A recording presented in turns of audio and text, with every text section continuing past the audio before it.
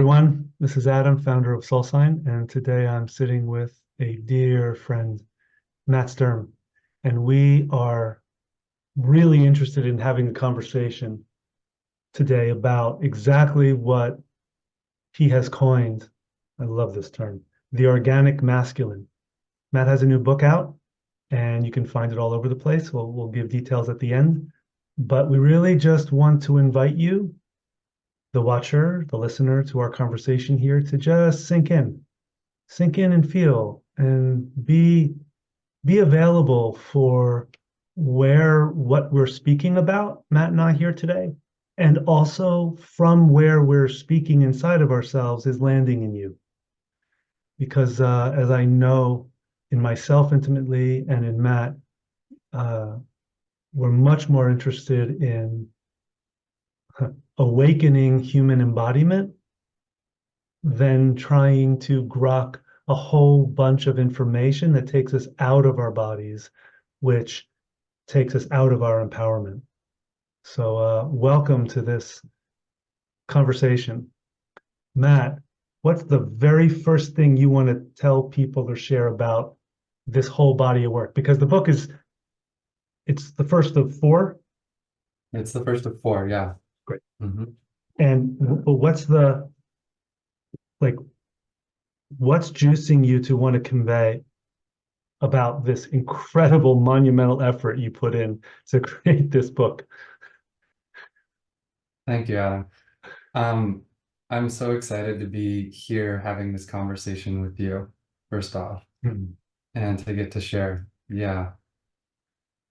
What I want to convey is that I have been on an exploration around what masculinity means to me for the better part of a decade now, Hmm. after mostly disowning it and dissociating it from it for the majority of my life. And what's coming through in these books from me is the richness of my own journey. Hmm. And the most important thing that I want to share is that gender has been such an incredible place for me to know myself, for me to find the parts that I've disowned or the judgments that I hold and like start to feel into Hmm. so much more of myself. Hmm. And so this book and this series, it's not trying to tell you this is what masculinity is. I want to invite you into your exploration with me. Here's my Hmm. field notes. Hmm. Wow.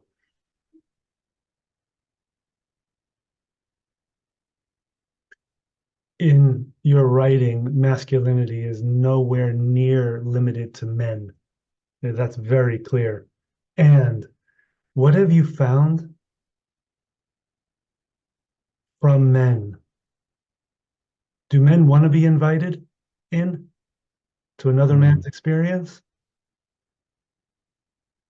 I mean, of course, it depends on each man, right. but Yeah.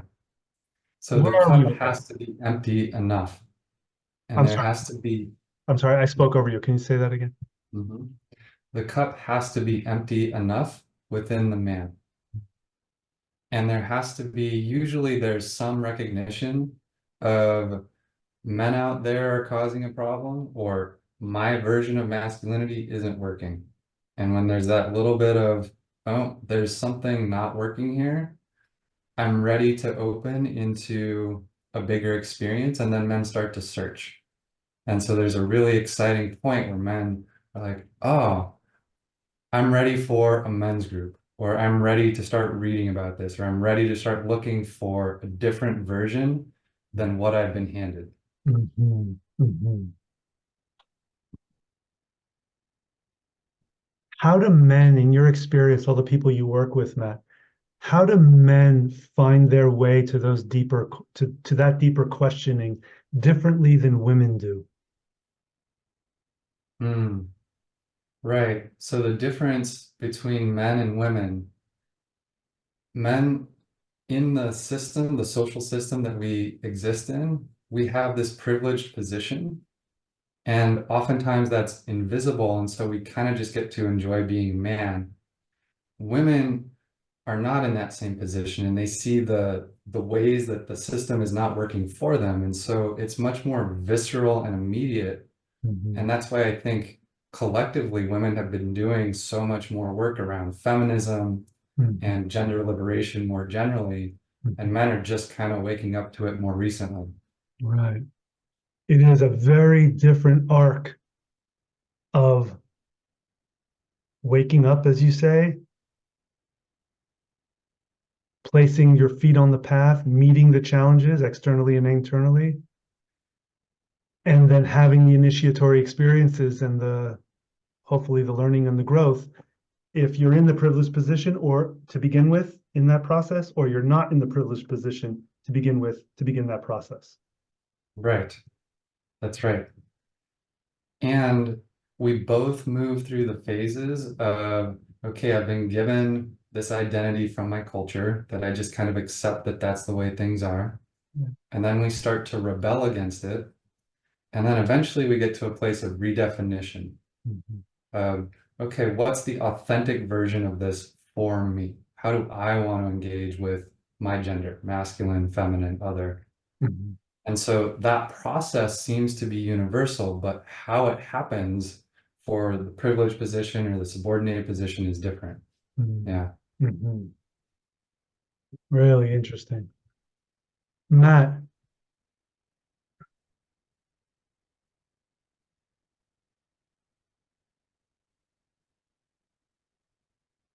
this certainly applies to women, but since the book and we're talking here about men, do men get to choose the truth of their, to choose which version or which amalgam of masculine expressions are theirs? Or Mm. is more the process a revealing Yeah. I see it as a process of discovery. discovery? There absolutely is a place for choice here. Like, here's how I want to show up as a man. Right. And it's not like, it's more like there are so many versions of masculinity in the world, so many mythologies, so Hmm. many archetypes and characters and subcultures. And we get to this place where we start to get to try on these different outfits and Mhm. see what feels good. Mhm. And in that sense, it's much more a process of discovery. Mhm. Okay, so take us into the next step. So now a man is on the path. They are exploring options or choices, possibilities for themselves that they maybe were not given as a child or in the culture that they were grown up, that they grew up Mhm. in. So now they're finding what feels or what seems right or intrigues them or scares them or they fall in love with. Now, those forms, they start to take them on or express them. Whether for a man, it might be exploring being with another man, or it might be exploring being asexual for a while, or it might be dressing in a different way, or whatever. Like, doesn't matter. Yeah. Once that process is ongoing, what happens where the shift from identifying something outside, like almost like cognitively identifying something outside or inside, and going, I like that, I don't like that, and then go towards or away from it, into this is me, a kind of Right. deeper, more resonant kind of choice or discovery. How does that Yes. process happen, Matt? I love this question. Hmm. And I'm excited to engage with you on this because I know that um, you're going to vibe this process. So, oftentimes, or what I want to invite in, which has been largely lacking in our culture, is through connection with other men in a container of brotherhood, basically. Hmm. And there's a term, it's called arcing, like electricity arcs, Yes. where we get interested and then we see some other guy, some other man who is a little bit, few steps ahead on the path, who's like found himself. Yeah. and we start to connect. Oh, that guy's got something, and I want that something. Like that resonates for me, right? And so then that draws us deeper in to a men's group or an initiatory container. And ideally, the men who have got it are then creating a space, sacred space, for a man to step in, allow the false layers to start to fall away, and undergo the process of initiation into a deeper layer of self. And Yeah. when we look at indigenous cultures, this is baked into how they do, like the men and the women separate, they go through their process of initiation to step into the next social version of who they are. Mhm. I love this, Matt. The what attracts me most about what you're describing here is this is how the male psyche is wired to be social, socially contributive, and socially receptive for its and and our growth, expansion, balancing, healing. This is a Yes, unique thing. This men see and oh, I want that. It's a different process in my experience psycho-emotionally than in women. The way that women generally hold other women in their life. I'm not being totally clear here, but like I can feel what you're saying here. The man is, if I'm hearing you right, the man is not seeing something in another man that intrigues him and going, "Oh, I want to hang out with him." The man seeing something in another man that intrigues him, and it's reflecting back as, "This is me." It's like a right. it's like a self-reflexive kind of identity invitation. That's it. Right. And there can be a lot of projection that happens along that journey, but the Oh, recognition, right. The recognition is my own empowerment as a man. That's what I want. When I see that in someone else, then that's the arc right there that draws me in. yes. Yeah. And so then there's a responsibility once a man has gone through that journey to show up for the younger men, the less mature men, the men who haven't gone through this process, to be a shepherd. Hmm. Hmm. Do you find that, I don't know, universal, but do you find that like demonstrably more common in men who have been through this process? They we innately want to turn around and shepherd others earlier on the path, or is that kind of a unique quality? Because I'm just, as you're sharing this, I'm remembering some men that mentored me through certain phases or areas of my consciousness throughout my life. But that was just like a one-off or a two-off thing, me and one other guy. It was not like, oh, I want to now do this. Right. I think that there is a step of individuation where we like find ourselves as a man, and then I need to be me in the world. I can't be beholden. I have to like find my unique voice and my gifts and be able to bring those out. And so then there's a individuation component to it. And then naturally what arises is this desire, if we keep growing, to give back. Mm, mm. And I would imagine that for every man, giving back can take very, very different forms. Absolutely.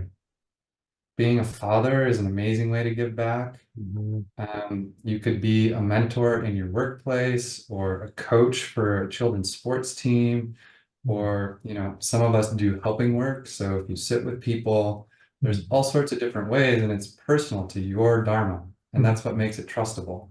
Yeah, yeah.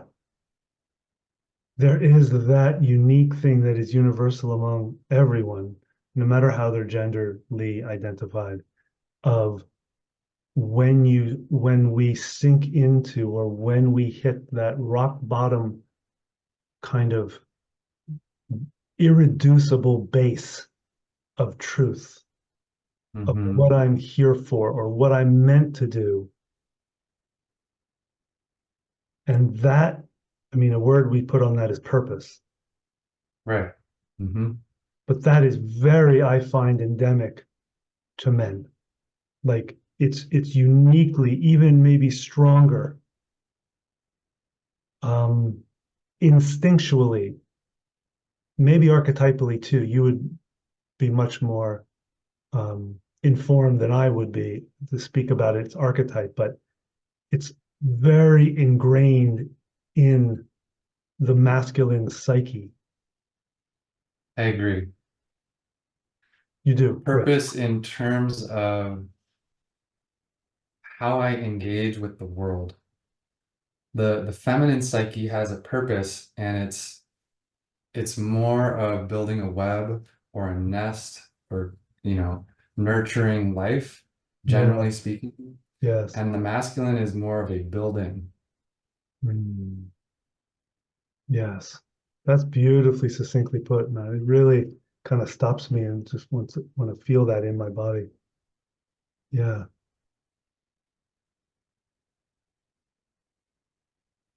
That, this may not be the right word, but that outpicturing of one's own life force and desires and energy into building, as you say, Hmm. it just makes so much sense in the context of polarity, where men are seeking, I don't know, seeking, but the masculine in the human species now, as I observe it, is meant, is wired to meet and then enter life to greater and more accurate and more efficient means of expressing himself itself. Mm-hmm. Where women are life, women hold life processes, or the feminine within humankind hold that, the ability to conceive and gestate life all the way to healthy and full maturity at the birth of a human being. It's like, I don't know. It just what you're describing here about the men that interact, that arcing, is so like what I find myself in my mind right now, Matt, doing is I'm I'm almost removing men from this image that you've given and just looking at the dynamic, the action of arcing. Mm-hmm. And how does that occur between same gendered males and same gendered females, or Mm-hmm. interspersed? Feels like I'm kind of like a little bit amorphous here. I'm not really directing this anywhere, but men want to bring out what's inside of them. Yes. Women, men need to. Women need to feel life outside as what is inside of them already. Mm-hmm. And so to make their life, their world, their body, their relationship, their children, their web of life to match their womb heart wisdom, which is transcendent and transpersonal beyond just their life, it's spiritual. That's the arc. It's like, so yeah. Matt, I am, I've just started reading your book. Well, not just start, but like I'm not all the way really deeply into it. But the thing that is personally most sometimes challenging, and it shows me my ingrained ways of seeing clearly, is your just complete, clear elucidation of the androgyne Hmm. as one of the three high archetypes that contain all archetypes within them. Yes. Cool. I'm excited to talk about this with you Please, yeah. because that landed for me when I was on a retreat that you were leading. Hmm. You're welcome. Yeah. You were giving us such a embodied and, for me, profound transmission of the masculine and feminine in connection with Mars and Venus.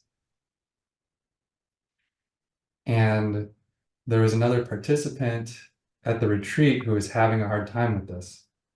And they're from like a younger generation. And I had a number of conversations with them about, how they were experiencing the transmission that you were given. Mhm. And I realized they're looking through a different lens. They're seeing something different. Mhm. And that led me like, okay, if I try to like step back from just masculine and feminine, like, look, there's something else here.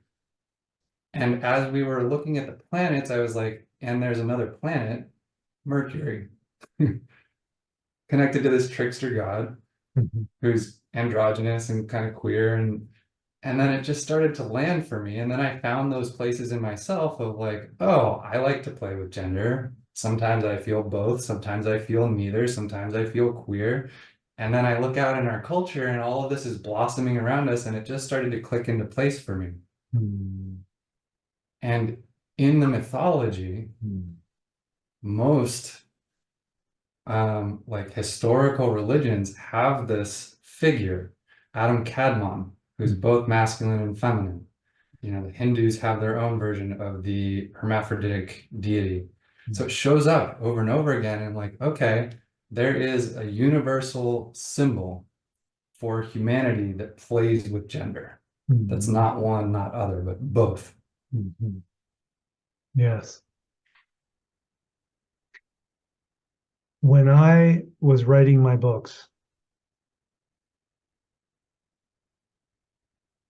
I often came up and I really made sure I was informed about mythology from multiple different cultures at different times on planet Earth, not just cultures within the last 2,000 years, but Mm, mythologies going back 15,000 years or further or whatever. I found this too. Always there was the reference of this. Either my naivete at the time or my mistake at the time was relegating or assigning the androgyne in however it would manifest in these different cultures to a heavenly form that represented a kind of primordial beginning of the two genders and or mhm, an evolutionary result of the two genders. And it stayed there. I didn't, again, the mistake or my naivete didn't translate it down into human, actual living mhm. gender relations, human growth, emotional process, sexual healing, sexual exploration, all of that. You Right. didn't fall into that. And from my reading in your book, you absolutely say this is a part of our human experience. Yes. Absolutely. And that has been for people who have been going deep into particularly the masculine, that's where we lose a lot of people Mhm. in the conversation because Yes, we're not making space for the full range of human expression. yes. Yeah. That's so interesting, Matt. 60 years ago, whatever fill in the blank, several decades or more years ago, we would not be losing people in the conversation. Sure. Right. I don't know if there is anything to say about this, but where does it sounds like your similar observation is mine. What does that lead you into wondering or considering or seeing that now, very recently, this androgynic truth or presence Mhm. is now kind of indigenous or endogenous to let's say the younger generation. Like, why now? Mhm. How now? Right. So I actually trace it back to beginning of feminism. Mm. Women have been working on liberating the feminine from the constraints of conditioned for, 200 years now. Yep. And slow at first, and then they've been picking up momentum and steam because we are all connected. There is no feminine apart from masculine, apart from the androgen. They're all interwoven. Right. So when the feminine starts to liberate and open, Yep. it's going to naturally pull the masculine and this other archetype that we haven't had a name for, the androgen, with it. It's going to come. It has to. Mhm.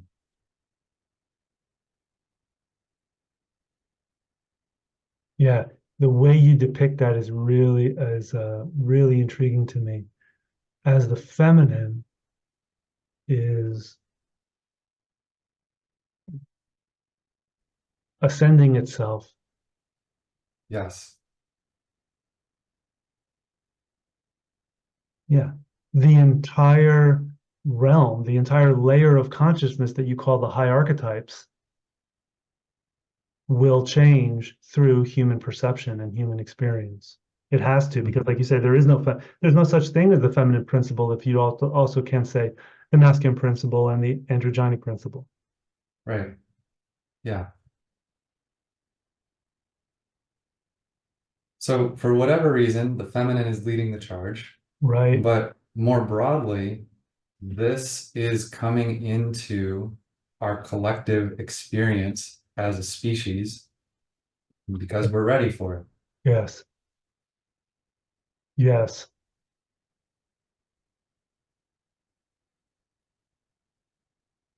Let me throw some at your feet here, Matt. See what you feel or what might want to comment on about this. For a long time now, for at least 20 years, I've had this background framework that I just personally work from. And the framework is the system of yugas from the Indian continent system of ancient thousands and thousands of years old astrology. There are these great ages, and there's a descending and then an ascending, and that's the cyclic loop of consciousness. In some of the Buddhist astrological ages literature, um, they go much far beyond like one yuga cycle, which is about 26,000 years. They go into the millions of years and describe them as eons. And they have this all very articulated, almost mathematical timeline. When this happens, and it's a cyclical loop, like a wheel. I've always had this background, as I say, context for we are now at the bottom of the bottom, not just in the country or on the planet, but in the total consciousness of the universe. And the bottom of the bottom means we've most lost connection to our source, to what is true about and in and through us now. And so therefore there can only be a birthing or a what they call a sacred agitation towards truth. And the feminine in this depiction is the one, as you say, leading the charge, like was the first. Mhm. What does that bring up in you when I just share that personal context of mine? And Where I went with this is a question that I've been rolling around with around the yugas, which is it seems like humans today, because of the culture that we have developed, we live many lifetimes of experience compared to people growing up in a tribal village. hmm, Like the richness and diversity of what we go through. Mm. And so it makes me wonder if the timelines that were plotted out hundreds or thousands of years ago are about years of the Earth traveling around the sun, or if it's about Mm. years of experience as a species, and therefore we might be accelerating. Mm. So do you see then the yugas, or do you understand the yugas to be not just we're at the peak, now we're descending, now we're at the bottom, and now we're ascending, and that's just cyclic, that the looping itself, like each successive low and high, is more evolved or more awakened over time? To that question, yes, there is a directionality. I call Mm. it Eros. Ah, beautiful. Mhm. Say more about that. So 13 billion years ago, we had hydrogen atoms, Right. and we kind of left them alone, right? And they turned into you and me and giraffes and artificial intelligence.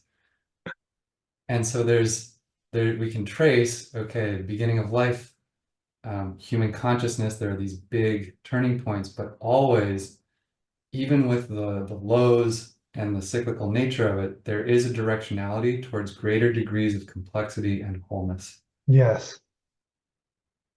Yes. Greater degrees of complexity and wholeness. In a prior piece of writing a while back, I did, um,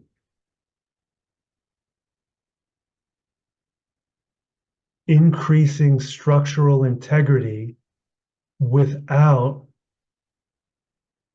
an equal amount of fixity. So the structure and the stability of a structure of a particular holon of consciousness in any way, a physical thing, a thought, a cultural meme, a piece of technology, it increases in wholeness. And the way that I understand that is to use your conviction that the yugas are not just repeating, that it is headed towards, that it's going towards more transpersonal or more inclusive of, but not as bound by the physical laws of the universe, gravity, mass, density, Mm. etc. Mhm. Right. So those laws kind of set the range of possibilities, but then we create greater degrees of freedom for what's possible within that as we complexify, as we evolve. Mm. And the human experience, I think we are moving towards more transpersonal realms. And one of the reasons why I love you and have been so with you for so many years is that it's not about trying to get there. Mm. We have to be here, Yes, human, to receive that transpersonal download and the expansiveness that comes with it. yes, yes. Otherwise, we dissociate and we get it's stuck. It's not the true growth that we want. I love it. I love it, man. I love it. One more question, and I have some things about the book. Okay. Does does a significant increase in embodiment of our humanity, does that eventually change the environment, consciousness environment in which humanity functions and exists? This is a question I'm framing it in a specific way relevant to our conversation, but this is a question I've been really, really with for the past few months. Oh, yeah, I love the way that you're posing this because I'm like dropping into it.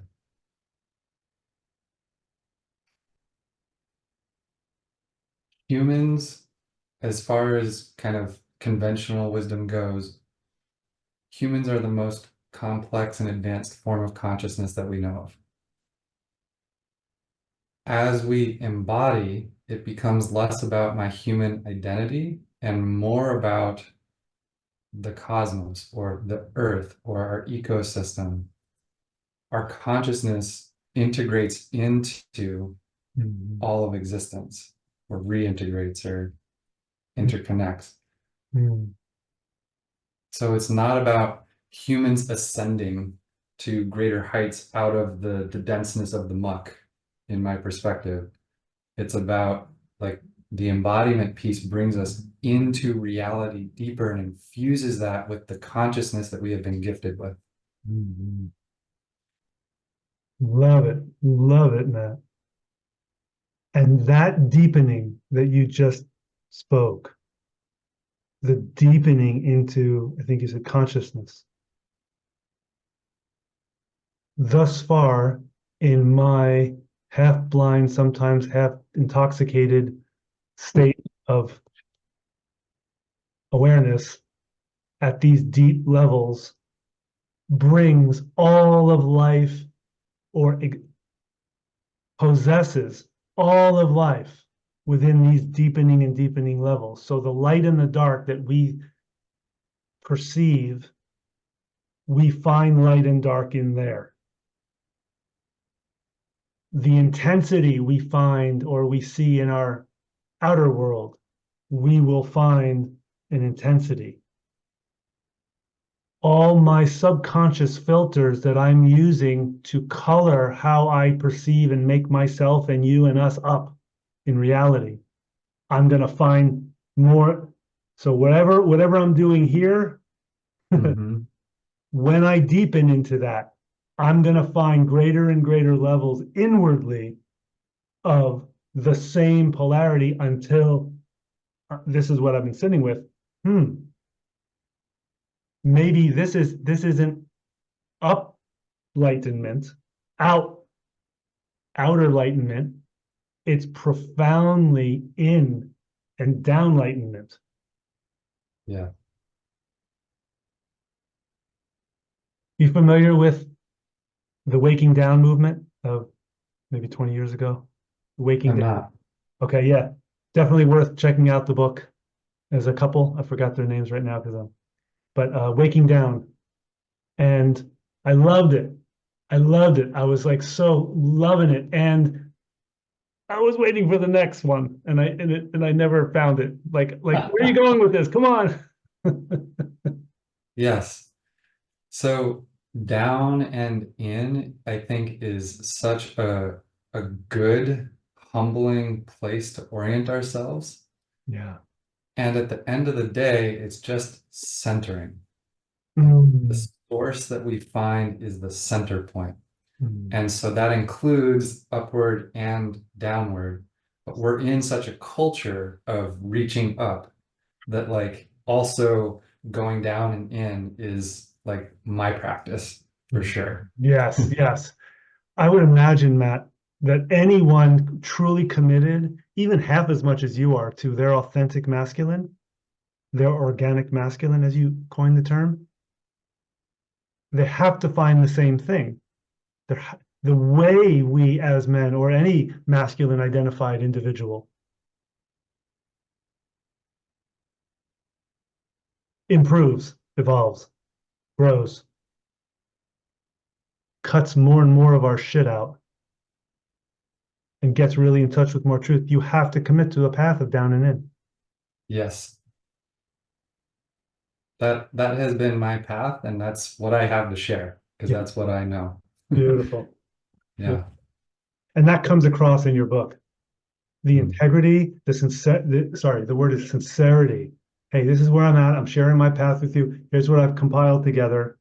And Matt, also, let me just say here that the way you've compiled it is really accessible to a lot of people who would not ever look into this sheer number of maps, the whole Mm. integral multi-cosmos and Hmm. the archetypes and like all that's packed into this book is you put so much in this. That question, is the down and in commitment absolutely required for the masculine? I hesitate to give any absolutes. Okay, cool. Yeah. I I don't think I know enough to say absolutely you must. Right. I Okay. can say my teachers and my experience and what I see, that's a big part of it. And that, if you want to work with me, then yes, that's what we're going to Right, right, do. right, right, right. Yeah. And I just want to share with everyone watching or listening to this. When I say the masculine, this could absolutely be women equally as men. Mhm. Um, you know, yeah, I'm just reviewing my life experience. My guess is there are just as many women who are afraid of their down and in as there are men afraid of their down and in. And more broadly, as I've been starting to bring this book into the world, it's been such a surprise and excitement for me to see how many women are engaging with it and how excited they are also to be working on their inner masculine, which, I can Right. stand in support of, but you, that's your experience. You have to do that work because that's not my lived experience. But like for this book also to be a benefit in that way is just amazing for me right now. Amazing. Yeah, Yeah, totally. Totally. So Matt, this first book is the first of four. It's focused on in your the first in order archetype of the magician. So what do you want to share here in this conversation and where we are now and what we've covered about the magician? sure. So broadly, we look at four parts of the psyche: the magician, the warrior, the lover, the king. And these have been with men's work for several decades now. Mm. And I like them because it gives a language to talk about a particular place that everybody seems to be able to access with a little bit of pointing out. Oh, cool. So the magician is the reason why anybody is listening to this talk today is your inner magician. You Mm. want to learn, you want to discover, you want to get more tools, and then you want to explore the universe, Mm. right? That's our inner magician. He has a lab, he creates, he casts spells. And so this is a universal pattern that humans have developed over thousands and thousands of years, that we can each one of us tap into. And it's not so much that I need to like make myself a magician. It's more that I can invite that energy into me. And when I do that, it opens more doors. I connect to Mm. more creativity, aliveness. Yes. So Matt, what is one or two of the main obstacles? Let's say someone is born with a particular pattern, wherever it comes from, that inhibits their feeling of freedom to explore in their inner magician. What are some of the qualities that are the polarity, kind of the issues around tapping into their inner magician? Hmm. Okay. Yeah. So each one of these archetypes can go through a process of initiation, like what we were talking about at the beginning. Mhm. And they start kind of at an immature level. So there are many immature or less formed up aspects of the magician, but one is performance, overly performing, Mm. wanting to get attention through that. And so you put on a good show like the magician does, but you're doing it because it's about being seen and getting that affirmation. Mhm. When that integrates the performance aspect of the magician, when that like gets in service to the soul self and the unfolding of life, it has amazing benefits. It's such an ally. Mm. The other one that I talk about in this book is becoming overly sensitive and withdrawn. Like as if the world is too much, people are too much, and I just need to go back into Oh, my little safe space. And again, once that integrates in, it's the capacity to go inward and find yourself and tune in. What am I feeling? What is in here? mhm, And so our sensitivity becomes an incredible gift once it gets connected up to the soul self. mhm. That's great, man. I love that you've identified that in the book and that people have this because I know for me in the past, sometimes I'd be reading a book and the only way I identified what they're describing is when they would describe the quote issues or the obstacles in the way of that. It's like, oh, I do that. Oh, I better read this again. Yeah, absolutely. That's great, man. That's great.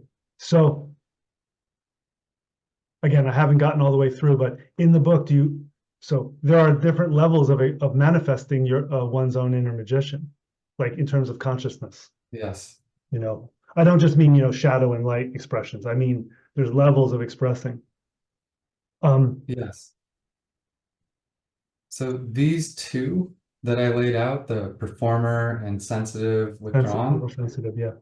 those are child or egoic layer. When that's our sovereign center, Mm. those are the character strategies that come out. Ah, When we move into our adult, meaning our soul self, the part of me that was here before I was born and will be with me after I die and that knows my path in this life, mhm. connected to the heart. Yep. Then our magician is in a mature, integrated state. Mm. And then there's another step into the self, the higher self, more of a transpersonal layer. Mhm. And the magician, as we go through that, which I'm not there, so I'm just kind of mapping it out, becomes an alchemist with the capacity to transmute reality and create new possibilities. Mm. Mm. I'm sitting with this, Matt, and I'm going to explain why in a moment here. So, for a long time, I've been an astrologer. Astrology was one of the three arts. One of the other ones was alchemy, and it was material alchemy, the ability to skillfully combine earth materials, metals, herbs, oils, water gathered at certain places, liquids, sap from trees, whatever, substances from animals, align them with celestial timings in relationship to Earth, and alchemically change the physical reality that one is living in. This is where alchemy began, whether it's the origins of Western civilization or it's the origins of pre-Western or pre-dynastic Egypt or wherever, Mesoamerican. The alchemy I hear or feel you're describing here is, again, the next order of alchemy, where it's the alchemy of one's being in terms of consciousness and less about the workings of the alchemical processes. Sulfur, salt, and mercury as the three constituents Right. parts. Mhm. Um, in your work with people, maybe this is a little bit separate from the book. How do you experience that alchemical process when it's taking place, either in yourself, I guess, or in your clients?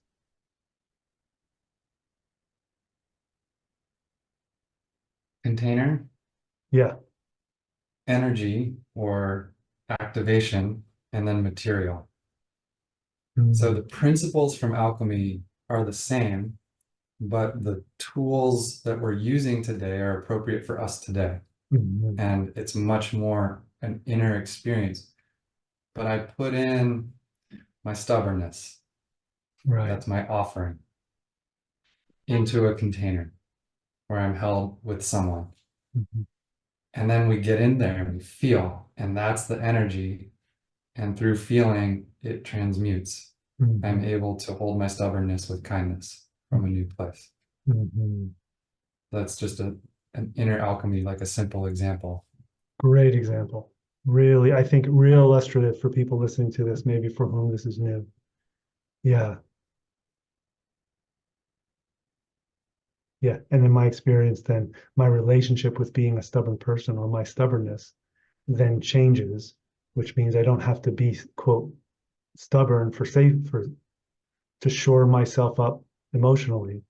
So Yeah, now I can make a different choice. But that's a right. process and that takes a while. That's like some of the alchemical workings in astrological magic, as it's called. You predict the time when to start it, but then you leave it alone for maybe a full lunar cycle or whatever to do its thing according to the planetary stuff. So it's a process. Same thing in us as well. Hmm. Matt, from the inside, what is the experience within the magician going through this alchemical process? Like now, Hmm. humans, I've had a really suppressed, you know, magical life because I haven't been safe for it. Okay, now I'm working it and I've been pursuing, opening my mind and getting exploratory more and learning and expanding my horizons and playing with magic. What happened? What's the inner from the inside? What's the experience of the magician really flowering and embodying? Hmm. So first, it has to feel like you're jumping off a cliff. Like I'm jumping off a cliff with no parachute, can't see the bottom. I have to really risk how I normally do my world.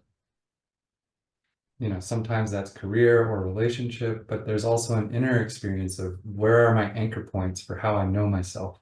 Yeah. And so I have to be able to die to that. And then that's saying, okay, magician, I trust you. Let's go. Mm-hmm. And then the jump happens. Mm-hmm. And then I discover wings. I start soaring through the cosmos. Oh, I thought I was this earthbound creature and I had to do this specific set of tasks in order to survive in my life. And then I get out of that box and it's like, oh my God, I look up at the night sky for the first time and the stars are twinkling just for me. Wow. And then awe, discovery, magic, and it's just an exploration. Like one of my favorite qualities of the magician is fun. When we're in fun, so much more becomes possible. And for me, my experiences of deep fun is a kind of whole subtle it's a whole cellular reminder of how free I am in my true nature. Mm. That the experience of fun is ah, Yes. like yes, oh my God, so much more is possible. Ah, and also, this is my nature. This is my nature. It's a recognition. Right. Yes. And that nature is free. Yes. Yes, exactly. For me as well. For me as well. Okay, well, let's do this again. Great. And for So everyone, fun, Adam. it's so fun. Everyone Really watching and rich. listening, please check out Matt's book, The Organic Masculine. Matt, you can find it on Amazon and Kindle and where else? The easiest place is to go to organicmasculine.com, but Oh, there's also an audiobook, and that'll take you links to any of the platforms that you want to find it on. awesome. Awesome. Very cool. You made it easy. Organicmasculine.com. Thank you, everyone, and we'll see you next time.